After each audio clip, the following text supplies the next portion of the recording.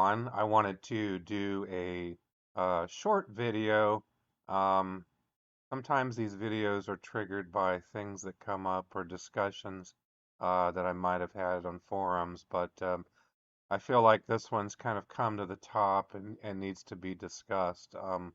One of the things that I've run into is this question about the order of operations. I'll see a lot of people who know how to do order of operations. They understand BODMAS or PEMDAS or one of those acronyms, and they get the right answer. And a lot of times they'll respond to people, well, that's the rule. That's the rule that's always been there. It's the rule of MDOS or the rule of BODMAS or whatever. And you'll get people every so often that go, well, you just solve it left to right because it's not really a rule, it's a convention. I can do whatever I want. It's not a rule. And so, the people who are saying it's a convention and not a rule are actually correct on that, although their interpretation of what a convention is and whether or not you can just simply ignore that is another thing. And so I wanted to spend a little bit of time covering that. First I'm going to say, and I've covered this before, I think in another video, but it's worth repeating that first I'm going to say PEMDAS and the other order of operations, which is represented by this one acronym and several others. But order of operations is not incorrect. It's not wrong, but what's wrong is that we have a poor understanding of what the relationship is between multiplication, division, addition, and subtraction. And so um, that is really the background for this convention. So it's not an arbitrary thing. With PEMDAS, if you write this vertically, you can kind of see what I'm talking about. The multiplication and division have equal precedent, meaning that you could do depending on which one you encounter left to right, you might be solving multiplication first, you might be solving division first. You basically look at the problem and go left to right. If you don't have parentheses, you don't have exponents, then the next thing you're doing is you're looking for multiplication or division, of course, and then addition or subtraction, left to right, going from there. And when I talk about this relationship, this convention's based on the relationship between multiplication, division, addition, and subtraction. It's not an arbitrary thing. It's not something that a bunch of old guys in wigs just decided to do, in some smoky room back in the, 1500s or whatever. It's not that. So, when you look at division and multiplication, what are they? Right? Well, I could say 10 divided by 5 is 2, or 10 times a fifth is 2. So division is simply the reciprocal. It's multiplication by a reciprocal, right? And then you've also got things like, what about addition? What are some of the properties? You have an associative property where you can rearrange the numbers when you're adding. It could be 6 plus 2 is 8, 2 plus 6 is 8. It does not apply to subtraction, however. There's no associative property there. 6 minus 2 is 4, but 2 minus 6 is negative 4, so it's not the same. You can't just simply swap numbers in subtraction like that. You have to be careful about the signs. Um, and what's the relationship between addition and subtraction? Well, subtraction is simply the addition of a negative number. So 6 minus 2 is 4, or you could also say 6 plus negative 2 is 4. And then when you look at multiplication, what is multiplication? Multiplication is nothing more than repeated addition. You can think of it as shorthand for addition. 5 times 4 is the same as adding 5 fours, and that's equal to 20. 4 times 5 is the same thing as adding 4 fives, which is equal to 20. So I'd rather write 4 times 5 than write out, 5 plus 5 plus 5 plus 5. There's an associative property of multiplication. 3 times 2 times 5 is 30. I can rearrange those numbers, still get 30 no matter what. That does not really apply to division. Um, So let's get back to this whole convention mess that I see going back and forth all the time between people. And I know the people who are going, well, that's just the rules. I mean, they're good-hearted, but they don't have a clear understanding either, and they're not really helping the situation when they do that. But it's true that the Order of Operations Convention is a convention and not a rule. This doesn't make it arbitrary, and it doesn't mean you can just simply ignore it. It's a, nearly universal agreed upon convention that we've had for a very long time. For example, you got the X and sometimes the asterisk symbol. Those are common multiplication operation symbols that have been agreed upon by convention. Same thing with like the obelisk symbol, the division symbol. Those have all been agreed upon by convention. You see those everywhere around the world, regardless of what language you speak. But does that mean that I can just simply say I want this certain symbol to mean multiplication because I want to? That's my house rules that I made up.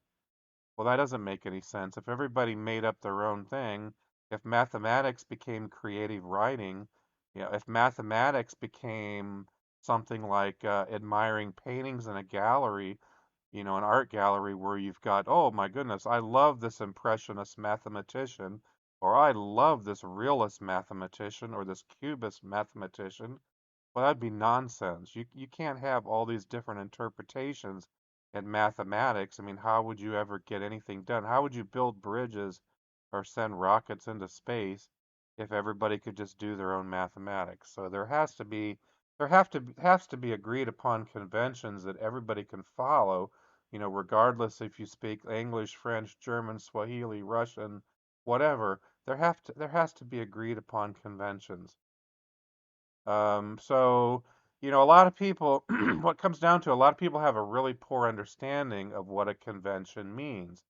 It means that a lot of people came together and agreed upon a set of standards. Um, and you have to be careful when you talk about that. Order of operations is nearly, and I say not nearly, universally accepted. You'll hear people argue a lot of times that, oh, it's accepted everywhere in all corners of the world. Well, it nearly is. That's nearly true. One notable exception, I don't know of any others personally, but there's a notable exception in Kenya, in Africa, where students have been taught to solve division before multiplication. Now, if you understand how multiplication and division work, you understand a lot of the properties between the two, you're going to understand that you're going to get the same answer whether or not you use the order of operations convention, meaning whether you solve multiplication or division left to right, or from the Kenyan variant, you're going to get the same thing. So it really doesn't change the answer. The answer is not different. Some people assume that the order of operations can be ignored because it is a convention and not a rule. That's incorrect also. We can't, like I said before, you cannot have multiple interpretations in mathematics. This is not creative writing, and that's where a lot of the problems come from. A lot of people are familiar with creative writing, everybody has an opinion, that kind of thing. Mathematics is one subject where you may have like fringe ambiguities in certain problems, but you know, mathematics is not subjective. It's an agreed upon standard that's been in every mathematics textbook printed basically in the last century. We will discuss the Swiss American mathematician Florian Cajori a bit later. But order of operations is logical, it's far from arbitrary. Multiplication is repeated addition. Division's multiplication by a reciprocal. And exponents are also a way of writing repeated multiplication. And parentheses, finally, they're just grouping symbols. They're not operations. They're not operations like, addition, multiplication, division, subtraction. Those are actual mathematical operations. Parentheses are nothing more than grouping symbols. They're not necessary. They're really there just to tell you that, hey, anything that you have inside of these parentheses has to be solved first following order of operations. So you look at everything inside parentheses and you're going to solve them according to exponents, multiplication and division, and addition and subtraction. But it doesn't mean you toss out order of operations if you don't have any parentheses.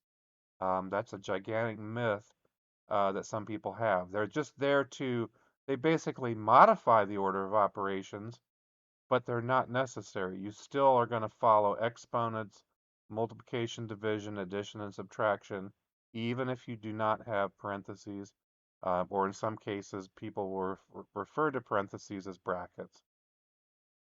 So you look at things like this, if you're following order of operations, a lot of people will try to solve those left to right. You take a problem like 3 plus 3 times 3 plus 3 equals what? And a lot of people will go, well, 3 plus 3 is 6, 6 times 3 is 18, 18 plus 3 is 21.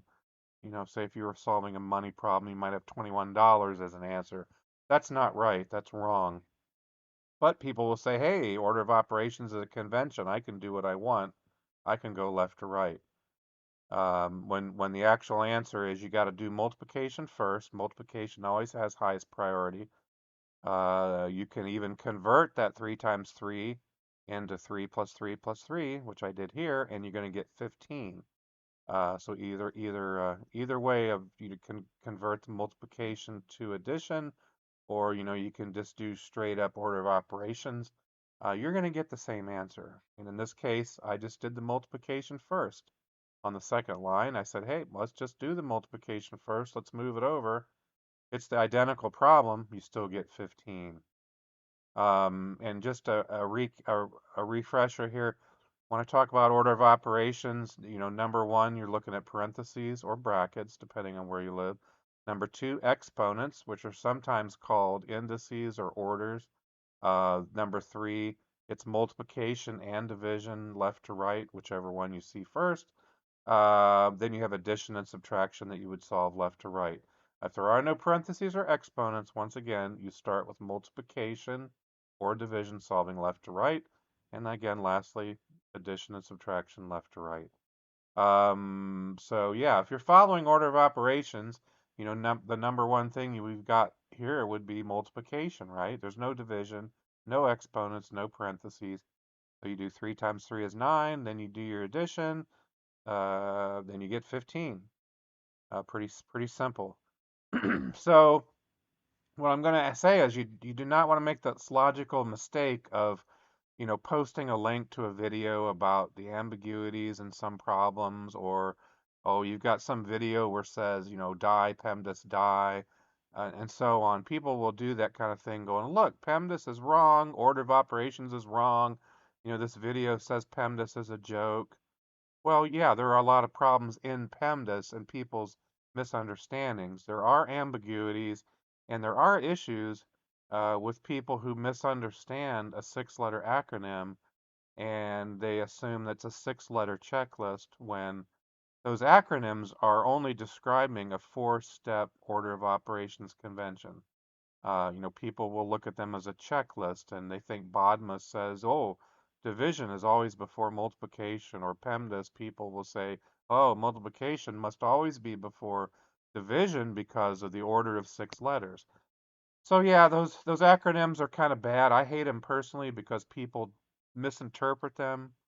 It's really the misinterpretation of what they mean.